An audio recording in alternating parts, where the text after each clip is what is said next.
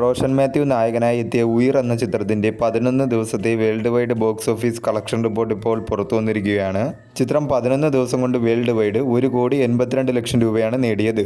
കേരളത്തിൽ നിന്നും 1,65,00,000 രൂപയും, കർണാടകത്തിൽ നിന്നും 6 ലക്ഷം രൂപയും, തമിഴ്നാട്ടിൽ നിന്നും 1,70,00,000 രൂപയും, റെസ്റ്റ് ഓഫ് ഇന്ത്യയിൽ നിന്നും 80,000 രൂപയും, ഓവർസീസിൽ നിന്നും 10,40,000 രൂപയുമാണ് ചിത്രം 11 ദിവസം കൊണ്ട് വേൾഡ് വൈഡ് ബോക്സ് ഓഫീസിൽ നിന്നും നേടിയത്. 3 കോടി ബഡ്ജറ്റിൽ ഒരുക്കിയ ചിത്രം 27.33% മാത്രമാണ് ബഡ്ജറ്റ് റിക്കവറിയായി നേടിയത്. എല്ലാ മേഖലയിലും ചിത്രം ഒരു വാഷ് ഔട്ട് ആവുന്ന സ്ഥിതിയിലേക്കാണ് ചിത്രത്തിന്റെ ബോക്സ് ഓഫീസ് പെർഫോമൻസുകൾ പോയിക്കൊണ്ടിരിക്കുന്നത്. ആദ്യ ദിനം മുതൽ 11 ദിവസത്തെയും ചിത്രത്തിലെ ഡൊമസ്റ്റിക്കിലെ കണക്കുകൾ എടുത്താൽ ആദ്യ ദിനം 26,40,000 രൂപയാണ് കളക്ട് ചെയ്തത്.